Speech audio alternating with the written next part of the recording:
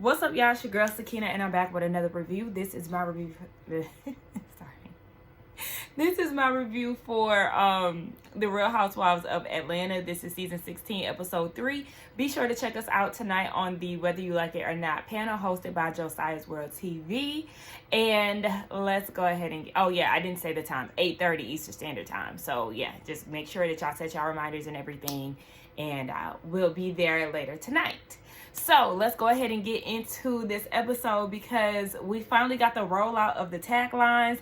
And I will say, as a whole, y'all, I enjoyed them. I enjoyed everybody's with the exception of the last one, but we'll get into that. Okay, so I got them pulled up so I can be accurate.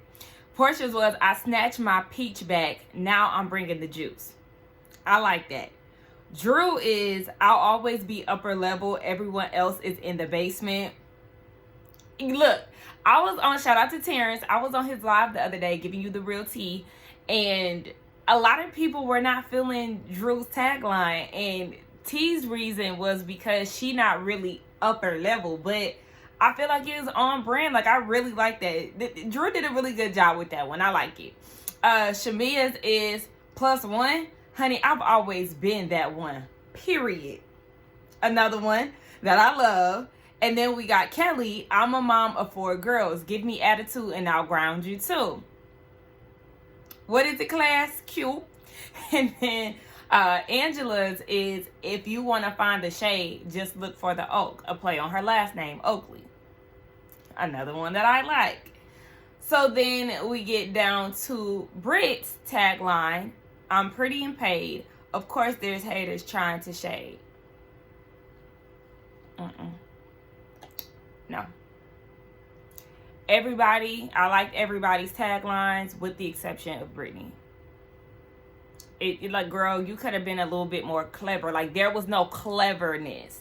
Taglines is all about the wit, the cleverness. You know, sometimes it's mixed with shade. It usually aligns with their storyline. This was just very basic, girl. It just was. It wasn't really giving much of anything. I'm sorry. I just kind of feel like this attests to maybe like how her storyline is going to be this season. Kind of flat. As of right now, yes, we know that she wants to do IVF and, you know, she wants to move. But I don't know. Y'all let me know who y'all's favorite tagline is. I really like Drew's tagline. Really like Porsha's. I like all of them, really, with the exception of Britt. But y'all get down in the comments and tell me who's y'all's favorite and who is y'all's least favorite. So speaking of Brittany, we opened up the episode with her. She's having her in-laws over for dinner. It did kind of give, like, how often are you around them? Because she was like, you know, I love family. It just kind of gave, I don't know, putting on. Then y'all hear the little boy, he was like, lobster tails. Ain't this a little too fancy? Look, he said, we don't be eating lobster tails usually when we come over here. What's going on?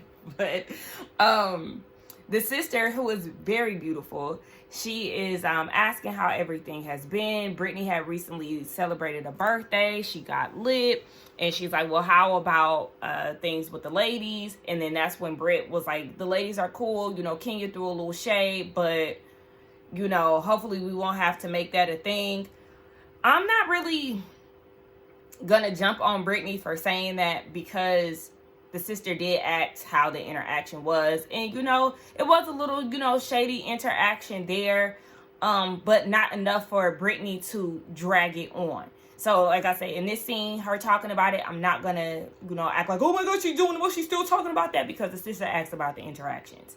But yeah, just don't I'm saying don't drag this whole thing out, but clearly we already know that that is going to be the situation. So then they talk about having a baby and things. Her husband wants it right away, wants a baby right away. Brittany wants to have the ceremony. So then she gets into her past and her confessional about the type of guys that she's dating. She reminds us again that she used to be a video vixen in high school, and which I did not touch on the first episode, but the fact that she is bringing it up again, it's the bragging about being a video vixen in high school. That is what is definitely alarming, because why were you a video vixen in high school. And then you're pairing it with, I was that girl. Okay, what's that girl name? Ayana, that from CAU. Like, can you stop being so braggadocious about you being a video vixen in high school?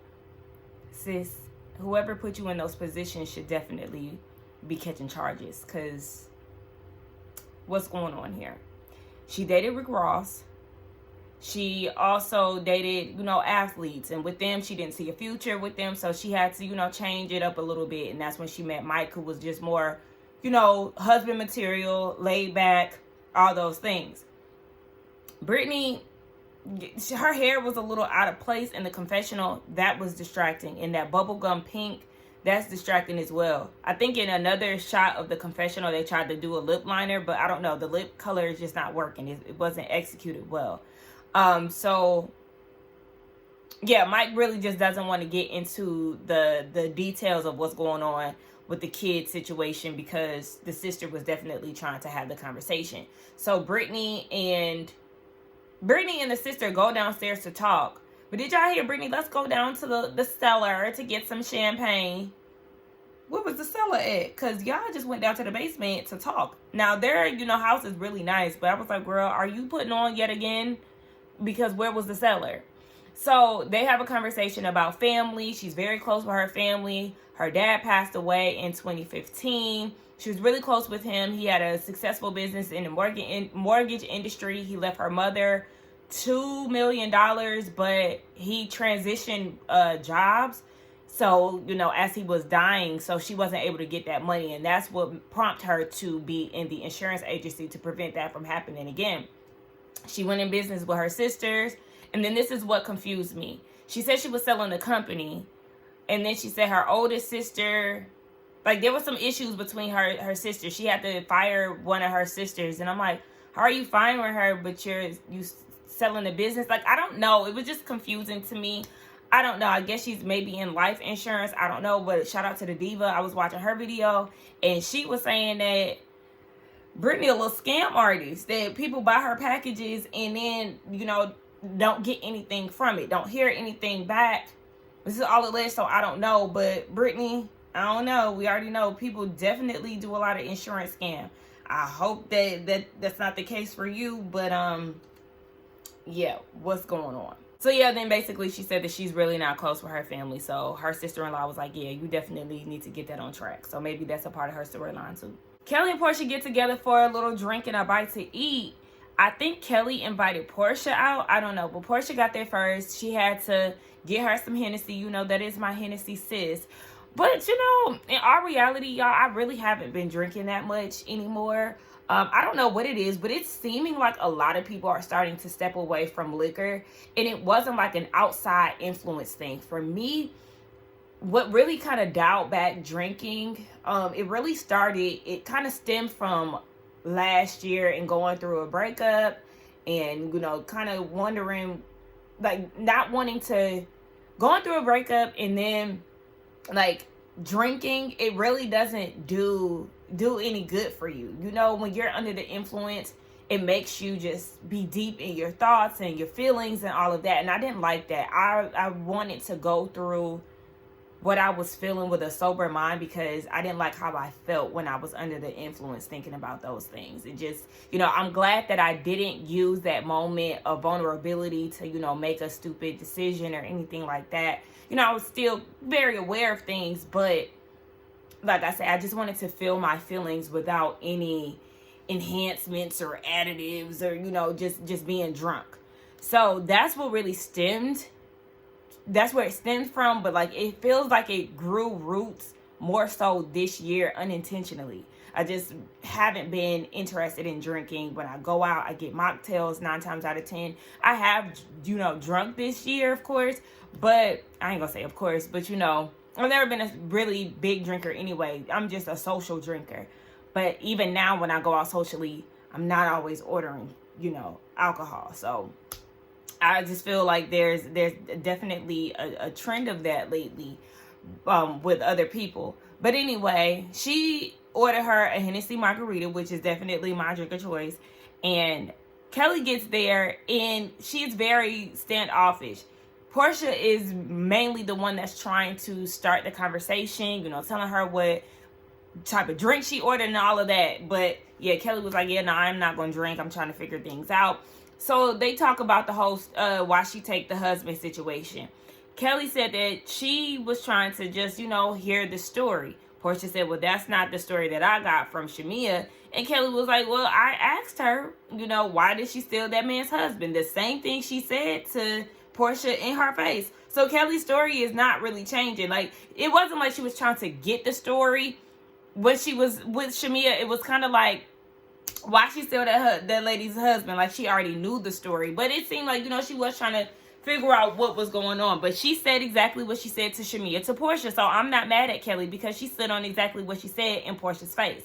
So then Porsha's like, well, Shamia told you to, talk to me about that. Yeah, she was like, you got any issues with Porsha, I'm going to need you to, talk to her about that. I don't think that Shamia had any ill intent. She did exactly what she needed to do. If you got any questions or inquiries about Porsha, then you need to talk to her about that. Very simple and plain. But the ladies, they moved on from it. They actually, shared some drinks, some laughs, and everything else, and said that they like each other. So, okay. And this all was brought up because Kelly is having a mommy-daughter event at Balmain and wanted to extend the invitation to Porsha, but also wanted to talk to her in person beforehand, which I appreciate. That's real cute. But also, did y'all notice that Porsha still did not answer the question?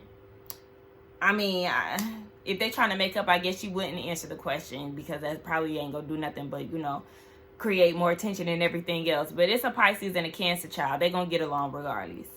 Okay, so we done went from dropping it with Drew to dropping some beats with Drew in the stew. And I must say, y'all, the song sounds really good. What is it? Fall in Love for a Minute? Love for a Minute? I don't know. It sounds really, really good. And shortly after the panel last week, it might have been like the day after, I was on Instagram and one of Drew's songs had came up. The song had been out for some time, clearly, and I sent it to the group like, oh, y'all, this is cute. And then I know her album dropped this weekend, right? And a lot of people have been saying that it's really good. And I will give the girls props no matter if I don't care for them or whatever. If they're doing their thing, they're doing their thing. And bitch, Dennis and Drew definitely have something good on their hands. I only heard that song that I sent to the group and this song here. Oh yeah, and then shout out to the diva again. She posted a no. They said in the comments that song was produced by RHOA. It was made by her and RHOA. But it sounded like Drew got some bops, okay? So make us into a believer, okay, Hot Dog King? But Cynthia, Kenya, and Angela, they all come to show support, and they're like, wait, Kenya's like, what's going on? Where is Dennis? Like, ain't he supposed to be executive producing this thing? Where he at? Drew lies about the smallest things, and it's so unnecessary. So they're asking, like, have you talked to him? Like, what's going on? She was like, about the Porsha thing. And she was like, Dennis doesn't answer the phone. And then they show up. Dennis doesn't answer the phone. We just text about it. We never, talk on the phone. Flashback to 2 weeks ago, they was on the phone. So, girl, it's not that deep. So she said that she had been texting Porsha, like, throughout from January to March, sounds like. She had been trying to reach out to Porsha. They were going to meet up at one point. Porsha canceled. But I just kind of feel like, yes, Drew, you did reach out to her so many times. So because you reached out to her so many times, I don't blame you for moving forward, because it's like, I'm not going to put my life on hold for you. Like, you see me constantly saying, I need to talk to you about something, and you're not trying to talk to me. Clearly, you're canceling on the dinner plans. You're taking forever to respond to me. But the girls are saying that she was definitely in the wrong. To a degree, because I'm with Cynthia. Yes, you definitely should have called her, because even Cynthia got a hold of Porsha, and, she don't talk to her all like that. So sometimes it's very important to pick up the phone. Or it could be one of those situations, now that I'm thinking about it, where Porsha knows what Drew has to talk about, but is avoiding the conversation and probably either using it as a storyline or just using it as a reason not to fool with Drew. Like, oh, you about to work with Dennis and I know that. I'm not going to have this conversation with you. I'm just going to have this underlying beef unbeknownst to you. You know, it probably was one of those things, because didn't Dennis say that he did tell her about it? So it's probably it's probably that. It probably is that, now that I'm saying that, because we already see how manipulative Porsha can be, because she sat there and lied and told Dennis that Drew was saying something totally different from it just being a business relationship. But Kenya was like, you was dead ass wrong. You should have told her. Dennis should have been speaking up for you, because now you out here looking like a whore. I don't think that she's out here looking like a whore. Like, you know, I love Kenya, but I don't think that it's that situation. But I do feel where, you know, the ladies are coming from, just as far as you should have, you know, spoke to her the same way Kenya spoke to Cynthia about Leon being on Life Twirls On. So I get it. It's all about respect, you know, respecting your friendship and all those things and the dynamics. However, Porsha isn't loyal to anybody, and Drew did try to reach out, and Drew's life shouldn't be on hold because Porsha taking forever to reach back out.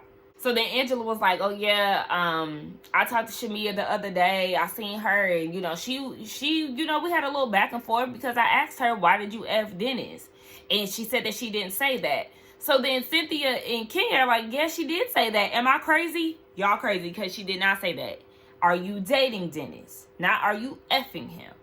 So that's not the same thing, ladies. Come on now. And yeah. So then Drew said that her and Porsha are going to talk. Porsha reached out to her after Shamia's birthday, so that's where they are. I wanted to add too that Angela did say that her and Charles met, you know, in the elevator at their condo, and she was cool with the concierge, so she was, you know, keeping tabs on him, trying to make sure it wasn't nothing going on. Like, okay, you know, that is what it is. I just wanted to put that in there. Shamia is having a conversation with her sisters at her house, and it's three of them. It's three girls. And she said that she gets her strength from her sisters and her mom, because they support her so much. You know, with all the things that she has going on, you know, she really leans on them. So she talks about her daughter, Shiloh, and, you know, all the health issues that she's having. And then her baby, Shia, the oldest, she is having like some tonsils removed and things. So they had to like travel out of town to get those things situated. And she has a lot on her plate. She has her own situation with the, you know, ectopic pregnancy, and when she did IVF, 7 rounds of that. Her estrogen levels was through the roof. She was, you know, high risk for stroke and all these things. And she is still going through the process of, you know, looking for a surrogate to have another baby. Me, honestly, I do feel like they should pump the brakes just for a little bit, because their baby is so young. What is she? Is she even 1? Is she 1 or 2? She's not that old. And I think they should probably pump the brakes a little bit to, you know, find some stability with that before adding another baby to the plate, because Shamia's crying as she's saying all of this. And, you know, she's so used to taking care of her family. She puts her feelings to the side a lot of times. She doesn't cry to anybody because, you know, everybody else, you know, she's the go-to and all these things. But put yourself first for a minute, you know, put having another baby on pause, because it's just so much you have going on as of right now, especially, you know, with you being a housewife full time. That's a, you know, an added thing with on top of your 9 to 5 and taking care of your 2 daughters. You know, you have a lot going on right now. And so I just really feel like maybe she should, you know, reconsider just for the time being. But again, I do appreciate these moments with Shamia, because it just adds more depth to her, and we are really getting into her life and what it looks like. I feel like her being a friend of and transitioning to a full-time housewife is different from Marlo's. Marlo seemed like she was using her nephews as a storyline, and it just like she lacked authenticity. We seen her building a house that never came to fruition, and you know, all these things. Whereas Shamia, we're getting like the realness out the gate, and there's no questioning, you know, is this real or not? See Angela and Charles at one of their investment properties. It looks really nice. It's out in Sandy Springs, a nice area. And Charles has invested his trust and something else into it. So, you know, she's trying to get him to see, like, look, you know, this is good for us. So she is wanting to do a vow renewal with him. And he's kind of like, let's focus on the houses. I mean, I feel like it's so easy for us to get overstimulated and stressed out, overwhelmed when it comes down to tasks, that it is important for a lot of us who cannot multitask. Even if you're a good multitasker, it's always good, especially for, you know, your attention span, to focus on one thing. Because I've noticed that about me. I'm so scatterbrained. I would literally bounce from thing to thing to thing to thing to thing. And of course, social media is not helping with that. But yes, y'all have these investment properties that y'all are trying to get together. And then on top of that, you throw on a vow renewal, which is, you know, additional money's being spent out. You know, it's like a tug and pull. You got to be over here. You got to do this. You got to do that. You know what I'm saying? And so I feel Charles on wanting to focus on that first. And she mentioned the whole Madison Square Garden thing that happened back in 2017. I was not aware of this. I'm not familiar with Charles, but a lot of people since he's been on the show have mentioned the fact that he was banned from Madison Square Garden because he got a slick mouth. So she said that was hard on their marriage, and they end up living separately because she felt like he needed to heal. So she feels like this vow renewal will help them, you know, recommit to each other. I get that. But maybe y'all should get the, you know, investment situations together first. Or maybe she's trying to push it, you know, for storyline purposes. So then that means we have Angela doing a vow renewal. And then Brittany is doing a wedding ceremony. Well, okay. So yeah, they're also going to therapy. He said for $3,000, like, that's a lot. It's not $3,000. It's actually like $1,200. I don't know how much therapy usually costs, but I'm like, why is it so much if it is $1,200? If it's $1,200, because y'all don't have insurance.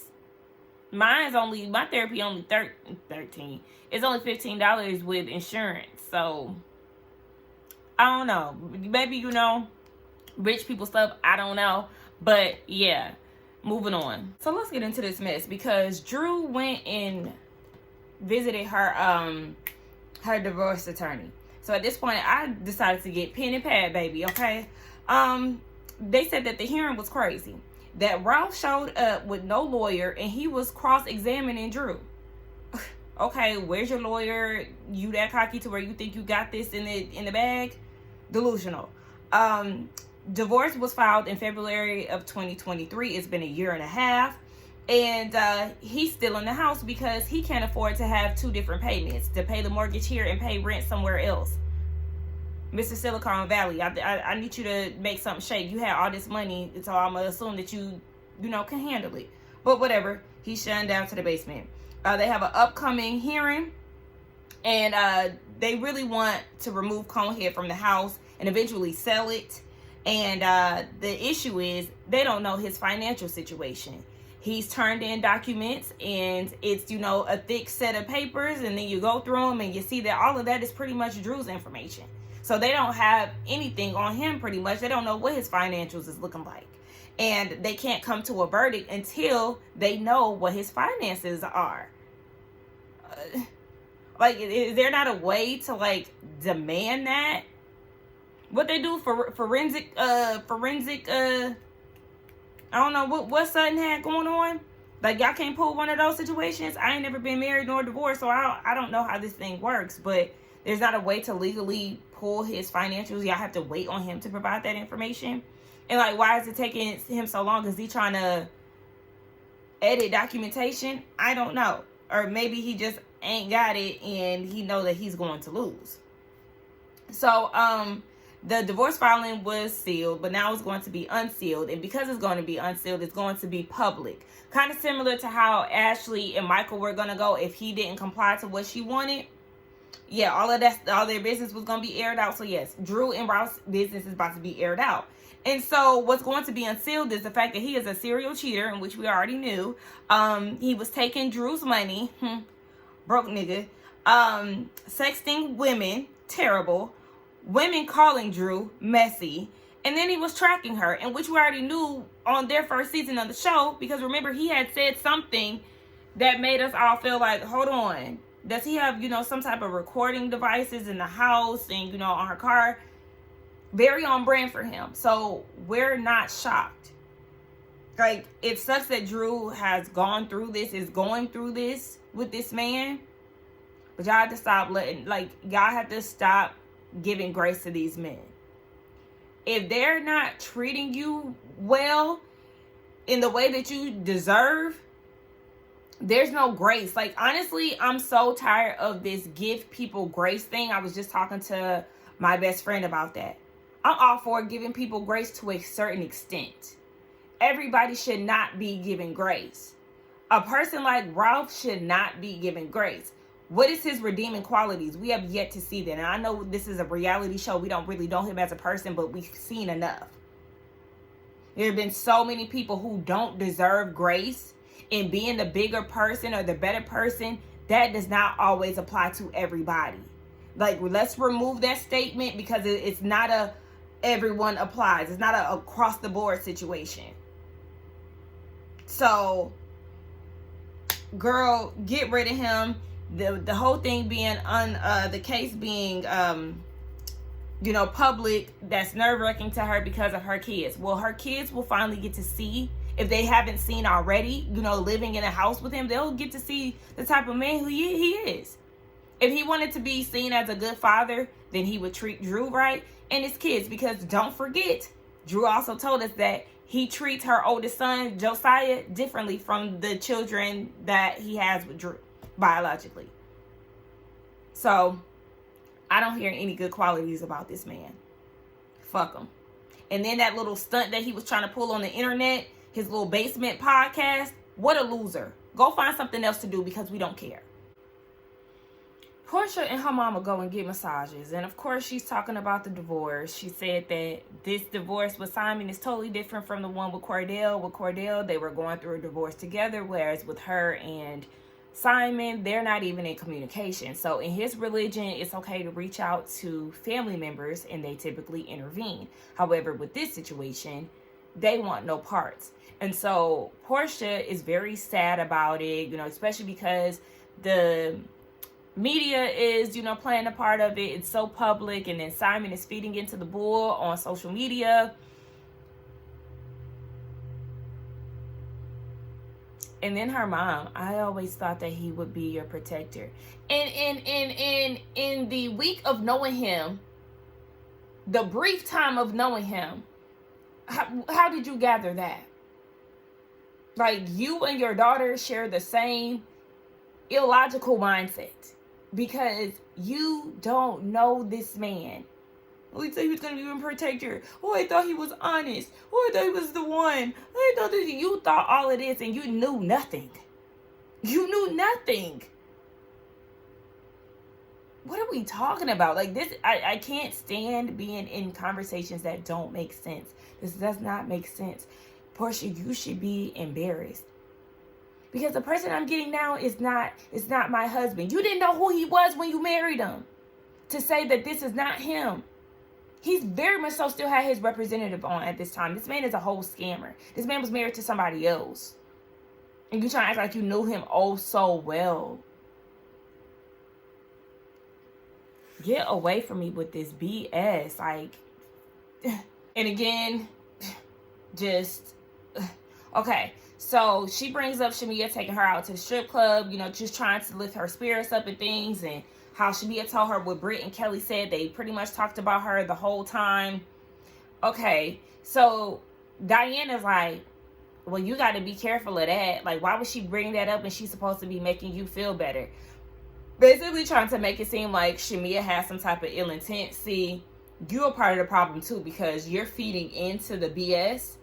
You, like, I don't know how close Shamia is with Diane, but you should know who Shamia is at this time, especially from the way that she displayed her loyalty to Porsha throughout her, her friend of period being on the show. She's labeled as Porsha's lapdog for a reason, because she's always protecting, sticking up, speaking on Porsha's behalf.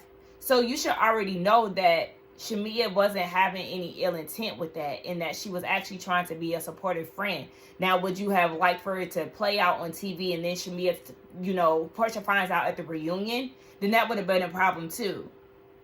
Like, I don't know, I just felt like Diane was stirring up mess.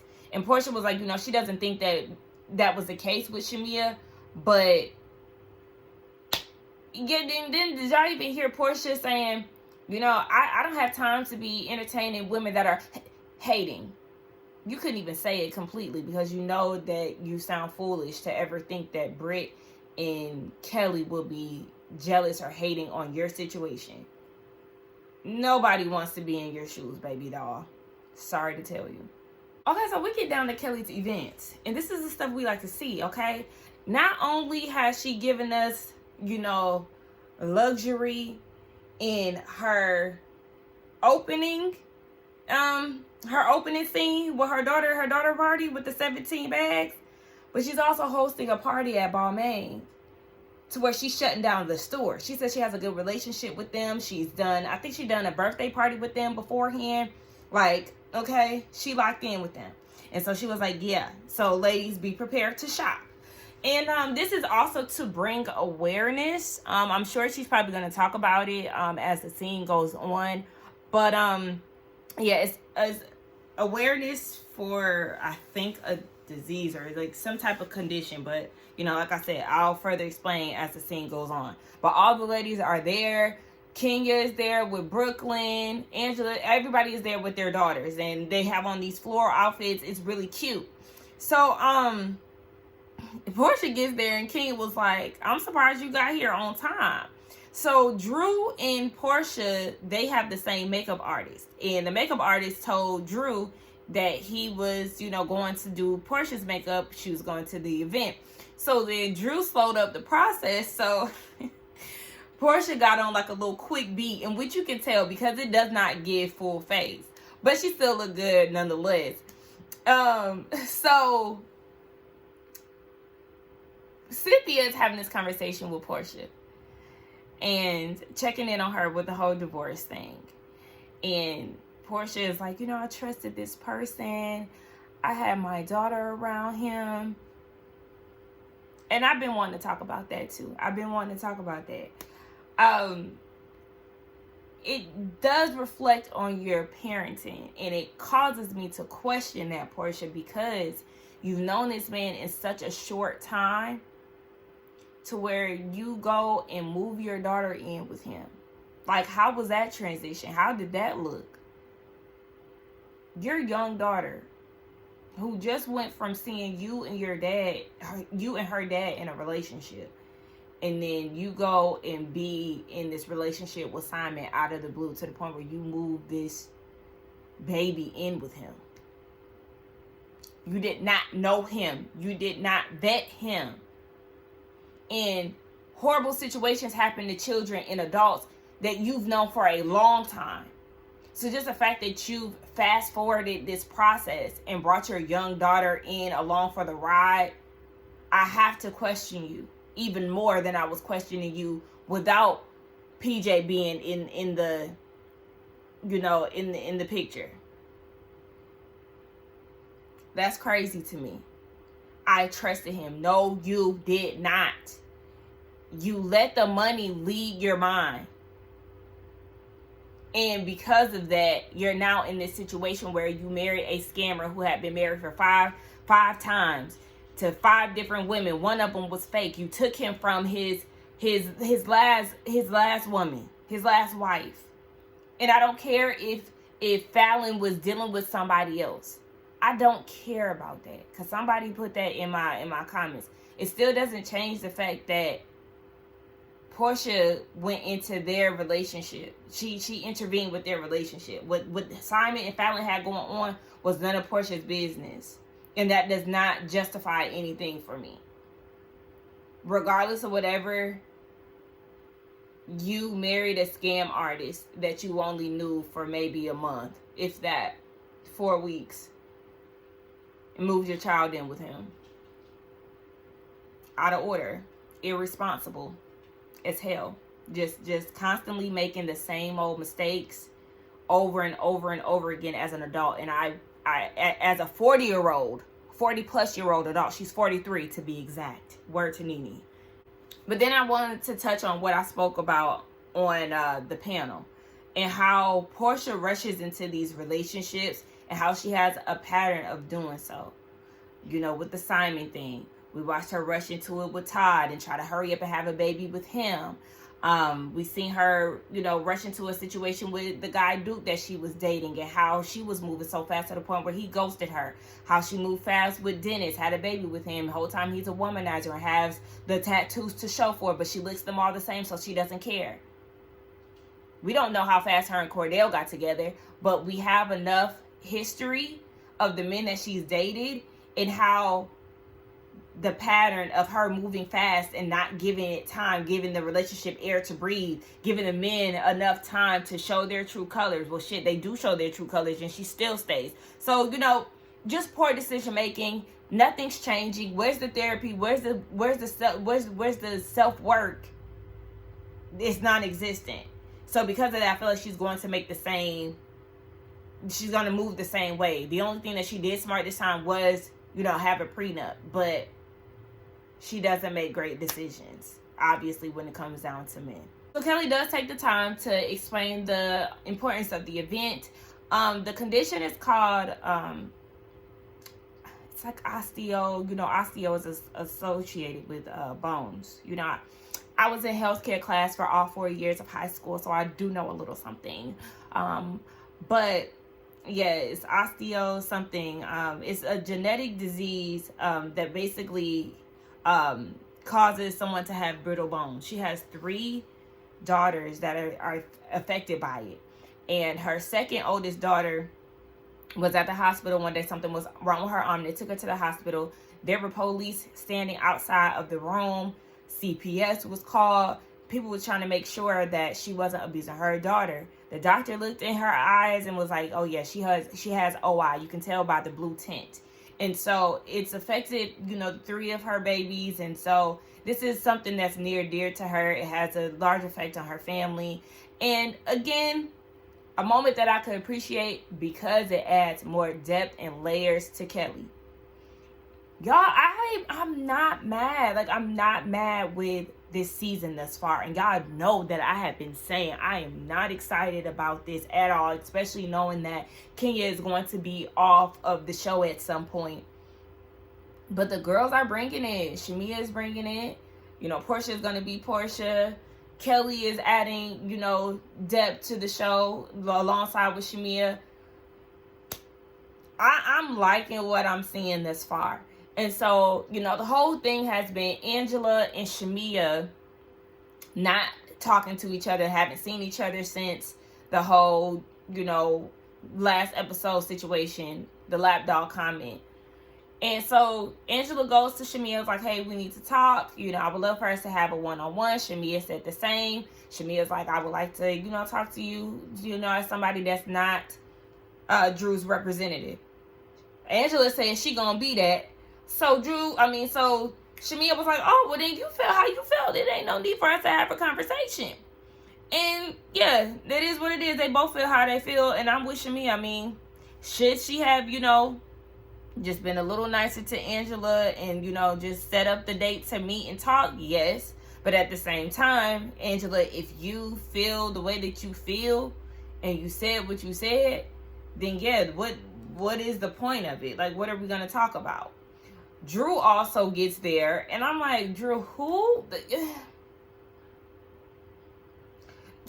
You look cute in the studio scene, but then you show up here with a men's department Hawaiian t-shirt on with a bralette underneath it. Girl, where was the effort?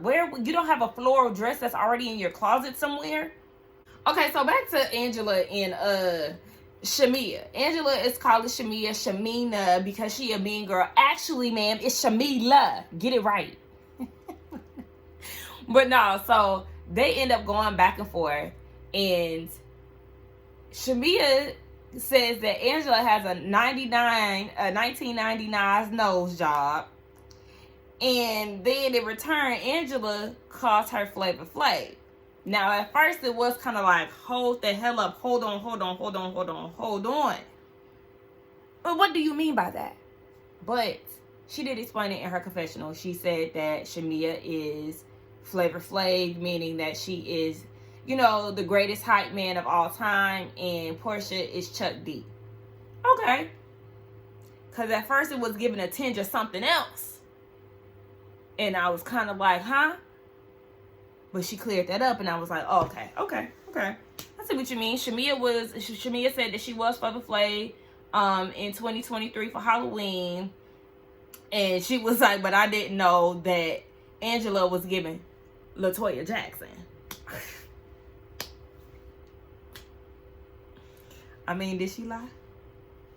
I mean, she definitely is giving she can be a Jackson. And y'all know Michael Jackson's my favorite artist. Okay? I love the Jacksons down. R.I.P. to Mike and Tito and Joe. But she definitely is giving Toya. So, even Brittany said she had to laugh a little bit. And speaking of Brittany, did y'all see Kenya speak to her when she came in and gave her a hug and told her that she looked beautiful? Again, one-sided beef. But anyway,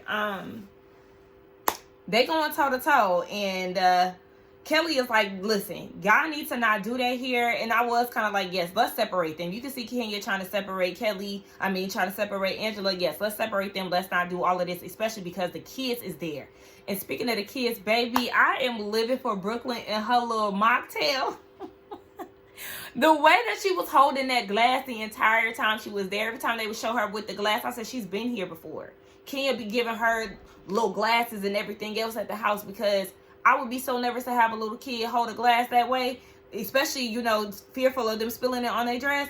Miss Brooklyn knows exactly what she's doing. I said, I know that's right. Shout out to the girls. Shout out to all the daughters in the room. All of them look very beautiful. But, yes, definitely separate them. And Kelly was like, y'all can do that at Lennox across the street, but we're not going to do that over here at Phipps. Yes, Phipps is definitely more poised and put together. Lennox is the little wild card, and it can get very ghetto at times. So keep that on the other side of the tracks. Kelly's event was a success. They made about $30K, and all the proceeds go to the OI Foundation. So shout out to Kelly. And I don't know, when she was talking to Britt, I was like, oh my gosh, the BBL is BBLing. It was just like literally poking. But anyway, Drew in her Shein floral blazer decides to go and talk to Porsha. Oh, but before she does that, Shamia apologizes to Drew if she felt embarrassed by Shamia calling her out, asking if she was dating Dennis. And so they're moving past that. So Drew approaches Porsha like, we should talk right now. Porsha fake cough and talk about, I was sick this week. We could talk another time. Drew is like, we're here right now. Like, let's do it. And Porsha trying to figure out, well, why you want to talk to me all of a sudden right now? And she realizes that Allison is there. And Allison is TTG because she already told Drew, look, if you want to jump, then it can happen. We can thump. She ain't say that, but she basically did in so many words. But Porsha don't want to get jumped by the sisters. Porsha, please, you avoiding the conversation, like I said, and that's what's making me feel like you did know that they were going to be working together. You're just trying to avoid the conversation because you want to control and steer the narrative. It's just all coming together now at this point.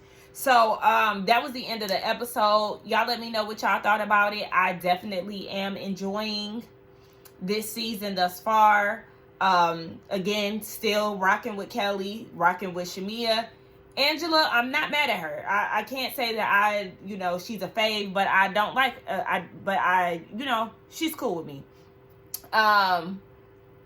Porsha, I can deal with her outside of this Simon storyline, but at the end of the day, she's still full of it, regardless. And Britt, You were called the Balmain Princess by the queen, the beauty queen. So just trying to see where y'all are going to fall off at some point. But anyway, let's get down in the comments, y'all. Don't forget to like, comment, and subscribe to my channel, and I will see y'all in the next one. Also, be sure to check us out tonight for the Whether You Like It or Not panel on Josiah World TV's channel. Check the community tab, and I will see y'all later. Bye.